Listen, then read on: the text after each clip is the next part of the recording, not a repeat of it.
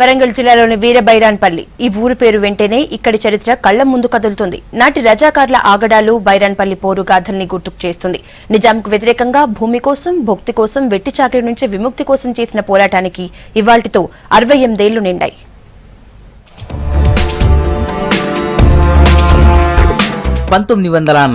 లోనే దేశానికి స్వాతంత్ర్యం వచ్చిన తెలంగాణకు స్వేచ్ఛ రాలేదు. రజాకార్ల పాలనలో ఇక్కడి ప్రజలు నలిగిపోయారు.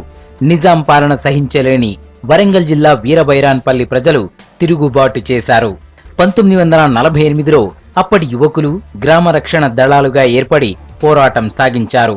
బురుజు నిర్మించుకొని గ్రామంలోకి వచ్చే రజాకార్లపై కాల్పులు జరిపి కంటి మీద కునుకు లేకుండా చేశారు. ఈ యొక్క రజాకార్లందరూ మనటువంటి హిందువులను హైదరాబాద్ నుంచి బైరాన్పల్లి దాకా హిందువులందరినీ చాటు పెట్టుకొని వాళ్ళని ముందుంచి వీళ్ళు వాళ్ళ భుజాల మీద తుపాకులు పెట్టి కొట్టి ఈ యొక్క కార్నర్ల మీద ఉండి ఊరికటోళ్ళందరినీ కొడుతుంటే 97 మంది చనిపోయినారు అదే రోజు. ఇప్పటికీ కూడా నిద్రలో రజాకారులు వస్తుండ్రు, ఏడ తిందాం ఏడ వందాం అనే మాకు కళలు కూడా ఇప్పటికి కూడా మేము ఎంతో అంత చూసినాం. కాబట్టి మాకు ఇటువంటి బాధలు మాకు కళలు పడతాయి నిద్రలో.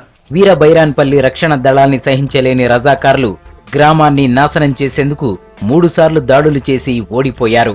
చివరగా 1948 ఆగస్టు చివరి వారంలో పోలీసులు, మిలిటరీ బలగాల సాయంతో బైరాన్పల్లిపై అర్ధరాత్రి దాడి చేశారు. ఆగస్టు 27న గ్రామంలోని 117 మంది అమాయక ప్రజలను కాల్చి చంపి రక్త చరిత్ర సృష్టించారు. వీరబైరాన్పల్లితో పాటు కూటిగల్ గ్రామంలో కాల్పులు జరిపి 30 మందిని పొట్టనబెట్టుకున్నారు. బైరాన్పల్లి నరమేధాన్ని గుర్తించిన అప్పటి ప్రభుత్వం పోలీస్ ఫోర్స్ ను వెనక్కి తీసుకోవడంతో సెప్టెంబర్లో 7వ నిజాం ఉస్మాన్ అలీ ఖాన్ లొంగిపోవడంతో తెలంగాణకు విమోచనం కలిగింది.